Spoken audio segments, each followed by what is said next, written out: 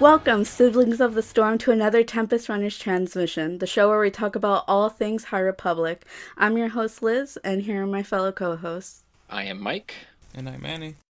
And today we're going to be discussing the second wave of High Republic books and content that was released on StarWars.com. Yeah, so what immediately caught my attention was it seems on the announcement it says that the Jedi of Starlight Beacon will be joining forces with their most feared enemy to face the terror of the Drengir. So right now, my question is, what is their most feared enemy right now? Because we know the Nihil are, their enemy at the moment. I don't know if they're their most feared enemy.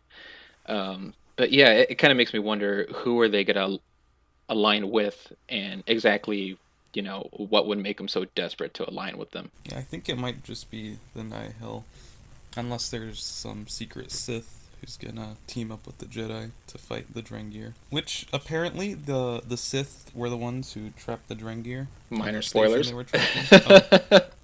Minor. Oh yeah, Super I remember minor. that. Yeah. Yes. Well, I assume if they haven't read that book yet, they won't even know who the Drengir are. So. But yeah, no, that does make a good point. Like, even the Sith are afraid of something. So if the enemy here is the Drengir, and the Jedi need to align with their most, well, quote unquote, feared enemy, I mean, it could be Sith. But then again, you are kind of, then you have to look to canon and see if that's allowed, because of course you had the whole 1,000 years of peace Yeah, thing going on. I think it just might be the Nihil, because they already set the precedent that the Drengir are a force that even the Sith didn't want to deal with. So, if they're too messed up for the Sith, I think the Nihil might want them out of the way as well. Do you think that it would be an alliance where they didn't know that they were Jedi? Or are they gonna come in lightsabers in hand and they're gonna be like, well, we're gonna fight you and then we're gonna fight this? Or just have a mutual understanding? The little blurb for High Republic number 6 says Jedi of Starlight Beacon, so it sounds like that's a little vague, but I assume it's like the Jedi in charge there. So I think they just might realize they're Jedi. Although the cover of this comic does show a Jedi riding a Rancor, so maybe the Rancors are the most feared enemy of the High Republic right now. I think that Maybe. I think that would be a little silly. That's also an option. Maybe it'll be a Rancor Jedi team up. Yeah, that'd be pretty interesting. So we've been discussing the High Republic number 6. So the next upcoming comic story also mentions a great progenitor. So what does the word progenitor yes, like? It is a person or thing from which a person, animal, or plant is descended or originates. Yeah, it's like the creator, the great mover. Oh, okay, so it's gonna be the creator of the Drengir, probably. It's probably like the master or the head of the Drengir. I don't know. We still haven't, in current canon, we still haven't established who the maker is. Like C-3PO says, oh, the maker.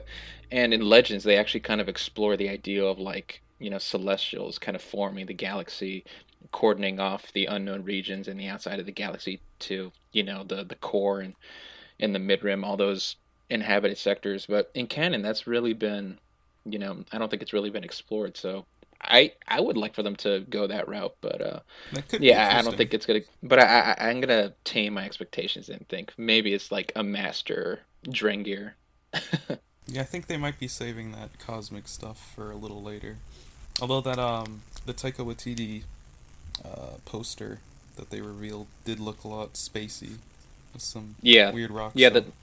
Yeah, the logo was very, like, what do you call it, Flintstonesy. Like, it had the implication that it's going to go very, very far back into the past. And I think even the concept art, they showed, like, what in Legends was referred to as a Thor Yor. Basically, it's what grouped together the first band of Jedi in Legends. So now I'm wondering, how far back are they gonna go? Like, is this gonna be High Republic stuff, or this is gonna be even before Old Republic in canon? So it's really exciting, and I like how they're attacking canon now from, like, multiple different fronts right now, different eras. Yeah, it's really great to spread around the stories. Everybody can build their own thing, and they still keep them connected. Every era leads into another, so maybe we'll start seeing some hints at the great history of the galaxy to lead up to these different projects. So the next story that's been revealed for High Republic Wave 2 is a short story in Star Wars Insider number 203. It looks like it's our first mention of the Republic Fair that appears to be the big theme, the big connecting moment for all these books, just like the Great Disaster was for Wave 1. Usually these short stories are not that consequential, but they are fun, and if you can't pick up a copy of Star Wars Insider, it looks like they're going to start collecting these into bound editions with all of the short stories. I believe they just announced a High Republic short story collection, so that can be fun to pick up when it comes out. And also, in this story, looks like it leads into the Republic Fair and also has a mention of the Drengir. Looks like they might also be some big villains for this wave, which is interesting. Yeah, it really seems like going into the next wave of Phase 1, it seems like the Drengir are going to get a massive boost in attention and like their degree of dangerousness. And I'm curious why that is. I don't know if you want to talk more. I don't know. I think Into the Dark has been out for what, like a month and a half, maybe 2 months. I don't know if there's any reason you guys could give us why now the Drengir are becoming sort of a galactic threat. I mean, it was a good chunk of Into the Dark in the later half of the book, so it would make sense why they're interesting villains. Something different to explore, I think. I know they're also in the comics too. Yeah, so if any of our listeners haven't read Into the Dark, I'd recommend it. It was a good read, and it looks like it might be laying the groundwork for some more stories as we go deeper into year 1 of High Republic. You know, evil plants is something a bit new for Star Wars, I think, in canon. It's a little far out there. Help me clarify something. Are the Nihil like locked into a single planet or like an area, or are they like kind of spread out? Because I would think, they're spreading out. That's really? The danger, is that they're spreading out. Because it doesn't seem to me like, yeah, sentient plants can like man a spaceship and go like, hey, let's go to Coruscant, let's go to yeah, Munilist. So I haven't finished the last couple chapters of Into the Dark, but it looks like the Drengir, looks like they didn't know how technology works, because there was one transport to a space station, which is how the Jedi came across them. And that one transport was how people arrived to the planet, but they didn't seem to know how to get off. There was a few of them stuck on the space station that were trapped there by ancient Sith. But it appears that in between those events and where we are now, they figured out how to get off planet. Or maybe some of them snuck off into one of the Republic or Nihil ships while they were docked on the station. Maybe like a baby one went into the We're ship. Gonna get Alien, maybe but it's like kind of like a tree. Exactly. That's exactly what I was thinking. Yeah. Just a tree starts growing exactly, out of one of the Nihil. Yeah, no, I'm currently like in the first quarter of Into the Dark, and I love it so far. It's got that whole John Carpenter, The Thing, / Ridley Scott's Alien vibe to it. It's like, oh, we found something. We should kind of celebrate. Let's explore. Meanwhile, it's like there's something Lovecraftian in the distance. I really love it. And if we're gonna get more Drengir, I'm all for it. Make them a galactic threat, because as you analogize to Alien, they can mess up an entire galaxy. So I'm pretty sure the Drengir can do something comparable. Yeah, something really interesting that the book set up was that some like parts of nature can be deep in the dark side, like trees, or and that reminded me of the cave on Dagobah, which was a little dark side nexus that was just like a cave, with nature around it, which I thought was interesting. And then the Drengir came from that. They're deep in the dark side as a different kind of way than the Sith, not in a more primal way. Yeah, it's definitely interesting looking at the sort of foundation that's been laid for, force-sensitive plants. I don't know of any force-sensitive plants in Legends, but I do know that in the lead-up in between episodes 8 and 9, there was like a comic series. And I think at some point, Luke Skywalker rescues Poe Dameron's parents and then gives them like a force tree, like a tree like imbued with like light side force, I don't know, properties. So it's really interesting, like how that story probably fed into the idea of the Drengir, where they're going to go with that, the whole idea of like light side and dark side trees. It's not really an idea that comes to mind when you think Star Wars, but I am open to the idea. Yeah, I think it's interesting because going all the way back to Empire Strikes Back, the Force flows through all of nature, all living things. It's interesting to see that impact not just animal life, but also all forms of organic life. Also, what is arguably what I'm looking forward to the most for Wave 2 is the Tempest Runner. We just kind of got a little shout out, guys. The Yeah. Tempest Runners. Yeah. We can't Um, confirm or deny if they'll be making any cameo appearances in the story. um, yeah. It seems like the light though will be focused on Lorna D and not exactly Marshawn Rowe, which is interesting. And I'm curious if there's going to be a overthrow or coup, if you will, by Lorna. She was one of the more better written characters in Light of the Jedi, in my opinion. And I saw like, oh yeah, she is boiling with anger right now. So I think her story, could we haven't seen the climax of it yet. I don't know what you guys think. Yeah, I definitely think there's more for her to do as the story progresses. And while they're giving her own audio drama that's written by Cavan Scott, who's also writing the next adult novel, the next flagship novel, so it seems to be implying that she'll have some importance in the upcoming story arcs. So, next up, The Rising Storm, the next mainline High Republic novel, written by Cavan Scott. It looks like this is going to be the flagship, so all the other stories are going to tie into this one, just like how every other story tied into Light of the Jedi in Wave 1. The focus this time is going to be on the Republic Fair, led by the Chancellor from the first novel. Looks like she's trying to have a fair to spread the peace and prosperity of the Republic, celebrate, take everyone's minds off of the great disaster.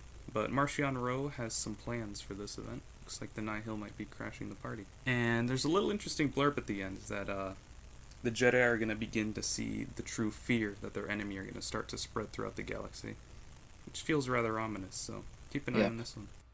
Yeah, and the Jedi are gonna have to curb the carnage of the rampaging Nihil. No, as they struggle to curb the carnage and rampaging Nihil. So I think this kind of answers my question, like who is their enemy that they fear and that they're gonna have to team up with. It seems like it's gonna have to be the Nihil. So that's it's interesting. I wonder like at what point of the book, probably I think it's gonna be a little bit more than halfway through that Marshawn and the Jedi are gonna realize, we kind of regret attacking Starlight Beacon or the Fair, and now we gotta team up now. Do you think that they're gonna try to kill the Chancellor? I That would think be a that's power what's move by gonna Marchion. happen. Not even the It Chancellor of the would Republic be is safe. definitely a power move. That would be very interesting, definitely. Yeah, no, that's a good way to put a dampener in the whole. We're the High Republic. We're so bright, and We're all the uh, Republic. yeah, that's gonna be a good way to instill fear, kind of undo the great works. Yeah, it seems like a lot of the young adult, even the manga releases are going to be somewhat related to the Jedi's, teaming up with the Nihil to take out the Drengir. Yeah, and all this seems to be focused around the fair, which is taking place on the planet Velo, according to the description of Showdown at the fair. It's pretty interesting. I believe, Manny, you made the point where Light of the Jedi, the story that kicked off this era, the key point in that story is, well, one, it's the Great Disaster, but it's also like the christening of the Starlight Beacon. Now, Wave 2 is going to be the fair, so that kind of begs the question, you know, Wave 3, what's going to be the event? I think you're onto something there. Yeah, it looks like there's gonna be one focal point, and then if you're only following like one series or like one, like if you were like a kid and you're only reading the kids' books, if you're an adult just reading the adult books, it's like every level is going to be focusing on the same event. So you can follow the story along, or you can read everything to get a wide view of all the details and stuff, which I think is really neat. This is showing us the pattern or what system they're going to be using for the releases, since this is very similar to the Light of the Jedi wave. What do you guys think about the manga? It's interesting. I like that they're spreading out to different, mediums. We got a manga now. We got a audiobook. Yeah, it's a 13 plus, so it looks like it'll be another young adult book, which is fun. Yeah. That's always fun. This one looks to be about the Drengir, and after the events of the Republic Fair with the Nihil. So Yeah, it's pretty interesting. I like how bold Lucasfilm, or I forgot which one. Well, I guess the publishing aspect of Lucasfilm. I like how bold they're being in trying this out. I Yeah, believe different they formats and stuff. definitely. I believe they released the like Princess Leia manga. I'm not sure what was the reception of that. But I haven't heard negative reception. So if Yeah. that is indicative of anything, I hope this would you know keep the mangas coming. Is this the Yeah. first original story? Because I I remember think this is the the Leia first original one. Lost Stars were adaptations of books, so this might just be my first foray into original stories in this space. I know they also had a Rebels one as well. Interesting. I haven't heard about that one yet. Ooh, okay. I'm pretty sure there was a Rebels one. Was it also like traditional manga, like reading right to left, up to down, that sort of stuff? I'm pretty sure. Let me see. I think that's pretty cool, and I like how Star Wars is getting into anime with Yes, Star Wars I was right. Visions. Oh, I'm very excited for that. Yeah, Maybe we'll get some High Republic stories in that series, because it looks like it's going to be spanning the all eras. So absolutely, yeah, definitely, yeah. It really seems that, especially with like Episode 8, and some of the other, well, some of the stuff we're seeing now with Star Wars canon, that there's kind of like a return to form. Like Star Wars, the Jedi are like a mesh of like medieval knights, but also of like um, ancient, I guess, Japanese culture. So I can really see, that meshing really well together if it's done right. So for sure. Cautiously optimistic. So there's a couple other books before we finish off. There's the IDW High Republic Adventure series, which I haven't read those yet, but it looks like it's continuing with the same characters and going to be setting up the Republic Fair event. And then there's the Out of the Shadows book, which is going to be the young adult book. And the last young adult novel did set up the Drengir, who appear to be a big force now, so maybe there'll be something interesting in this one. This story seems to be focused more on its own storyline, and there's no real mentions of the Republic Fair in the description, which is interesting because the previous novel, again, had its own storyline with the Drengir. This one looks to be setting up some politics, perhaps, with Republic's most powerful families in the frontier, so interesting. Yeah, that could be cool. It's also a much more vague description than the others, so all the juicy stuff is in the kids' books, I'm telling you. Yeah. We got murderous dark side trees. Now they're becoming a threat to the Jedi. So let's see what we get in this one. We hope you enjoyed your time here with us. Don't forget to check us out on our Great Hall of the Nihil and our High Republic. And also check us out on our Discord, the Starlight Beacon, where we talk about all the High Republic news, content, leaks, everything. And keep riding the storm, and remember, we are all the Nihil.